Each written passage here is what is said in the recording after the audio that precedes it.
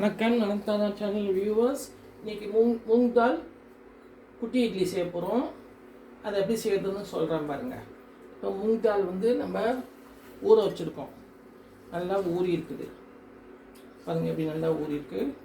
இது அப்படியே பாருங்கள், உதுத்தா அப்படி நல்லா சட்டுன்னு இதாகுது பாருங்கள். இது உடையுது இல்லையா? இப்படி ஊற வச்சிட்டோம்னா ஒரு மணி நேரம் ஊறினா கூட போதும். அதை நம்ம தண்ணி இழுத்துட்டு நம்ம அரைக்கிறது. இதில் போட்டு மிக்சியில்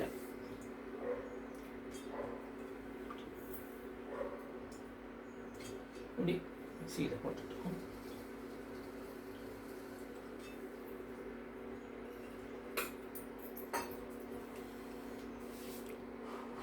பச்சை மிளகாய் இப்போ போடுறோம். அதுக்கப்புறம் இஞ்சி போட்டுடணும். இஞ்சி போட்டுட்டு அதை நம்ம கொஞ்சம் வெங்காயம் இல்லை அவ்வளோதான். இதை நம்ம அரைச்சிக்கணும். இந்த பேஸ்ட்டை அரைச்சிக்கணும். அரைச்சாச்சு. இப்போ அந்த ஒரு பவுலில் நம்ம எடுத்துக்கிறோம்.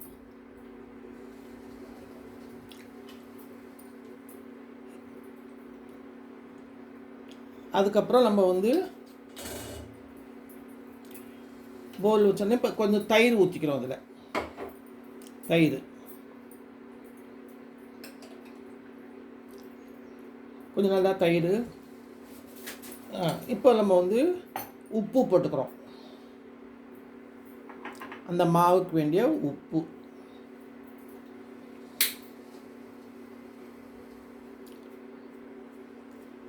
போட்டதுக்கப்புறம் சுகர் போட்டுக்கிறோம். சுகர் பவுட்ரு பண்ணியிருக்கணும். சுகர் லைட்டாக பவுட்ரு பண்ணியிருக்கணும். சுகர் அவ்வளோதான், போதும். நம்ம மாவு தக்க தான் பண்ணணும். இப்போ இதுக்கு இதில் ரவா போட்டுக்கணும். ரவா அளவு கரெக்டாக பார்த்துக்கணும். ரொம்பவும் போட்டுறக்கூடாது, கம்மியாகவும் போடக்கூடாது. போதும். இப்போ இதை கலந்து விட்டுக்கணும் நல்லா.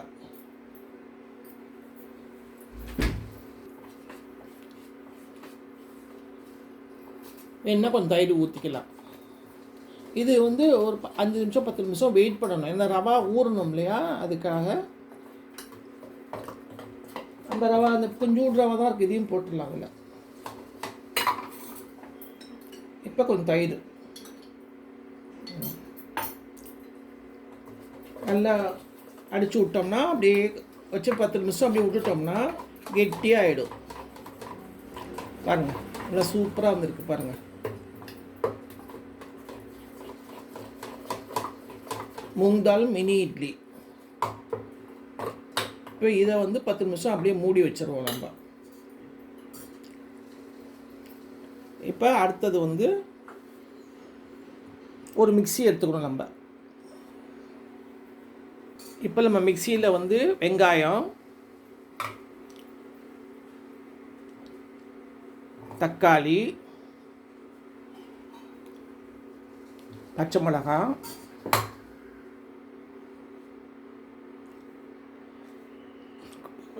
இது பூண்டு, இஞ்சி போட்டுரு.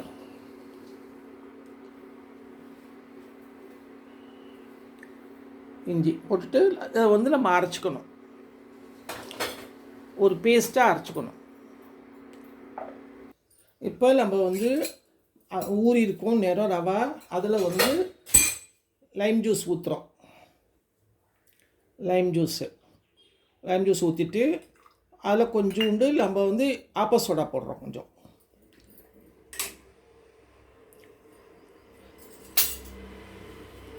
கொஞ்சமாக ஆப்ப சோடா.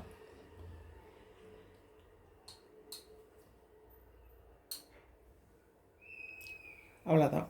அதை நல்லா கலக்கிட்டு அந்த இட்லி இது குழி இட்லி வச்சுருக்கோம் பாருங்களா, அதில் ஊற்றிடணும் குட்டி குட்டியாக.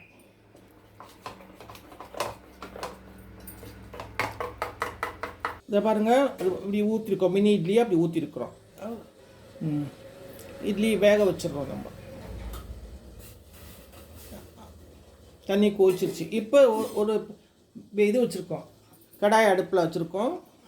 பற்ற வச்சுட்டு அதில் கொஞ்சம் எண்ணெய் ஊற்றிக்கணும். எண்ணெய் கொஞ்சம் தாராளமாக ஊற்றிக்கலாம். ஏன்னா இது வந்து நம்ம மிளகா சட்னி மாதிரி வரும் இதுக்கு. இப்போ இதில் கொஞ்சோண்டு கடுகு, வேறு ஒன்றும் நம்ம போட போகிறதில்ல.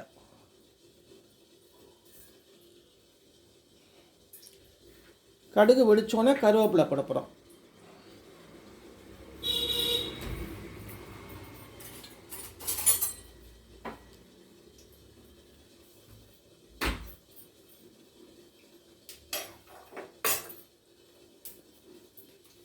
கடுகு வெடிச்சிருச்சு பாருங்கள். இப்போ வந்து கருவேப்பிலை போட்டுடுறோம். கருவேப்பிலை போட்டுட்டு அந்த பேஸ்ட்டை போட்டுறோம். அந்த பேஸ்ட்டை ஊற்றிடுறோம்.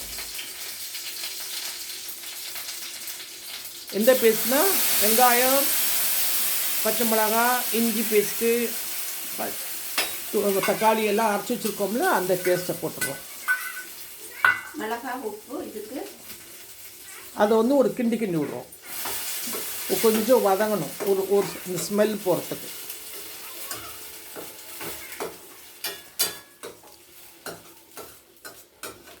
பார்க்கவே கலர்ஃபுல்லாக இருக்கும் பாருங்கள். இப்போ வந்து நம்ம என்ன பண்ணணும்னா, இதில் வந்து சில்லி பவுடர், நம்ம சாதாரண சில்லி பவுடர் இருக்குல்லையே, அதுவும் போடணும். காஷ்மீர் சில்லி பவுடரும் போடணும்.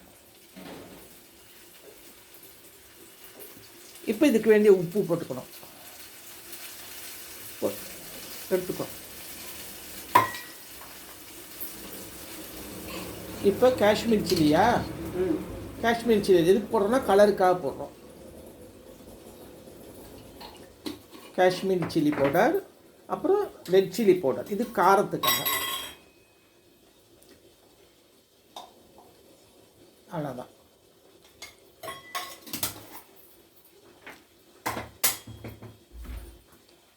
உப்பு போட்டுக்கிறோம். இதுக்கு வேண்டிய உப்பு.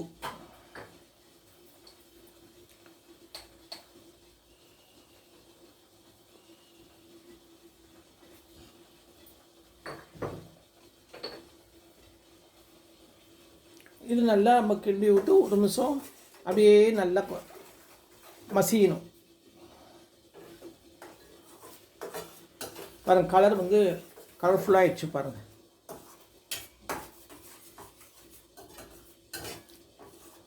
இப்போ இட்லி வந்துட்டுருக்கு, மினி இட்லி வந்துட்டுருக்கு. இதுக்கு கொஞ்சம் எண்ணெய் பிடிக்கும். ஏன்னு சொன்னால் அந்த காரத்துக்கு நல்லாயிருக்கும். இந்த பூண்டு, இந்த இதெல்லாம் போட்டிருக்கோம் இல்லையா, இஞ்சி, பச்சை மிளகாத்தூள், இதெல்லாம் வந்து இந்த இட்லிக்கு, மூங்கால் இட்லிக்கு, அதாவது பாசிப்பருப்பு இட்லிக்கு சூப்பராக உள்ள நல்லாயிருக்கும். அதில் போட்டு நம்ம வந்து அப்படியே மிக்ஸ் பண்ணிவிடுவோம். இப்போ பாருங்கள், கலர்ஃபுல்லாக இருக்குது பாருங்கள். காட்டுங்க பாருங்கள், என்ன கலர்ஃபுல்லாக இருக்குது பாருங்கள். மார்னிங் பிரேக்ஃபாஸ்ட்டுக்கு இது ரொம்ப நல்லா இருக்கும். பாருங்கள் எப்படி இருக்குது பாருங்கள். ஸ்மெல்லே பாருங்கள், கமகமான வருது. கொஞ்சம் எண்ணெய் கொடுங்க, இருக்குன்னு கொஞ்சம் எண்ணெய் ஊற்றிக்கோங்க. போதும் பாருங்கள். நம்ம இட்லி வேகத்துக்கும் நம்ம இதை போட்டு பரட்டி எடுக்கும் சரியாக இருக்கும். இது ரொம்ப சுலபமாக செஞ்சிடலாம். பார்க்குறதுக்கு ரொம்ப நேரம் ஆரமாக இருக்கும். நம்ம எல்லாம் ரெடியாக இருந்துச்சுன்னா கடன்னு செஞ்சு முடிச்சுட்டு, அப்படியே பசங்களுக்கும் ரொம்ப பிடிக்கும். மினி இட்லினா எல்லாம் லைக் பண்ணுவாங்க. நம்ம இன்றைக்கி மாவு அரைக்கலைன்னு சொன்னால் நம்ம இந்த மாதிரி செஞ்சுக்கலாம். பாசிப்பருப்பு இருந்துச்சுன்னா போதும். அதுவும் சீக்கிரம் பாசிப்பருப்பும் ஊறிடுது. நம்ம வந்து ரொம்ப நேரம் வெயிட் பண்ண அவசியம் இல்லை. முதல் நாள் நைட்டு ஊற போட்டு அப்படிலாம் இல்லை. காலையில் டிசைட் பண்ணாலே போதும். இல்லை வந்து இது வந்து ஒரு பிரேக்ஃபாஸ்ட்டில் வந்து 2-3 ஐட்டம் இருக்கப்போ இது ஒரு ஐட்டமாக வச்சுக்கலாம். இது பொதுவாக எல்லாருமே லைக் பண்ணுவாங்க. ஏன்னா அந்த மினி இட்லிங்கிறது எல்லாத்துக்கும் பிடிக்கும். சாம்பார், மினி சாம்பார் இட்லி அந்த மாதிரி இருக்கப்போ இது ரொம்ப டேஸ்டியாக இருக்கும். நீங்களும் செஞ்சு பாருங்கள். நலந்தானா சேனலுக்கு சப்ஸ்கிரைப் பண்ணுங்கள். பெல் பட்டனை மறந்துடாமல் அமுக்குங்க. மினி இட்லி வெந்தோடனே நான் உங்களை திருப்பி பார்க்குறேன். இப்போ நம்ம வந்து கொத்தமல்லி வச்சுருக்கோம். கொத்தமல்லி தூவுறதுன்னா நம்ம இஷ்டம், அது தூவிக்கலாம்.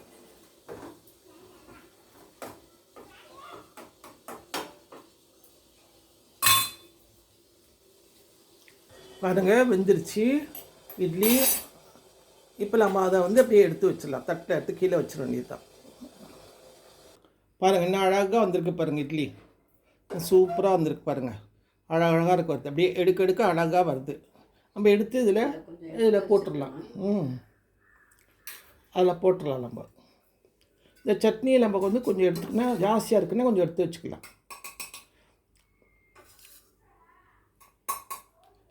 இப்போ எடுத்து போடுறாங்க.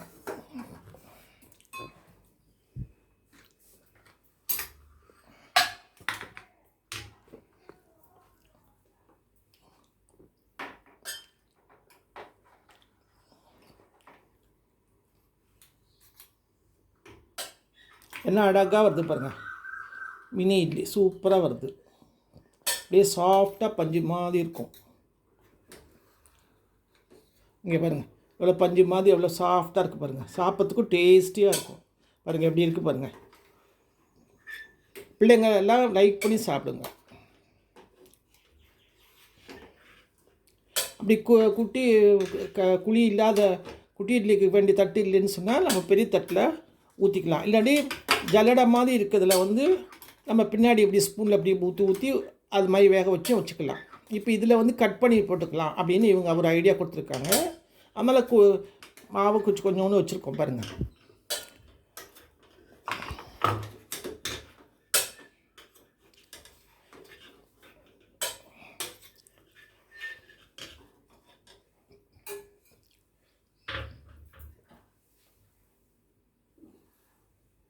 ஏன் நல்லது தானே அது.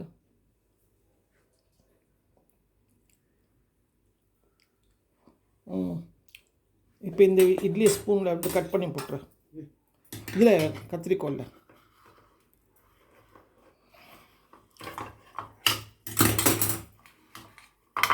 இப்போ பாருங்கள். இது இட்லியும் போட்டுட்டோம் மிச்சத்தையும். இப்போ பாருங்கள் சூப்பராக வந்திருக்கு பாருங்கள். கலர்ஃபுல்லாக இருக்குது பாருங்கள். இது அப்படியே அப்படியே நல்லா அழகாக வருது பாருங்கள். கலர்ஃபுல்லாக இருக்குது பாருங்கள்.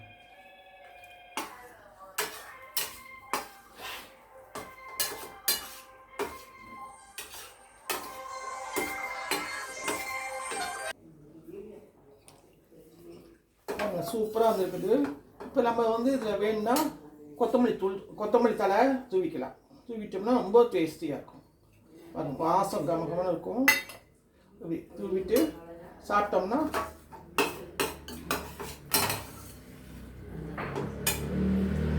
பாருங்கள். மினி இட்லி, கார மினி இட்லி சூப்பராக நீங்களும் செஞ்சு பாருங்கள். நலந்தானா சேனலை சப்ஸ்கிரைப் பண்ணுங்கள். பெல் பட்டனை மறந்துடாமல். பாய்.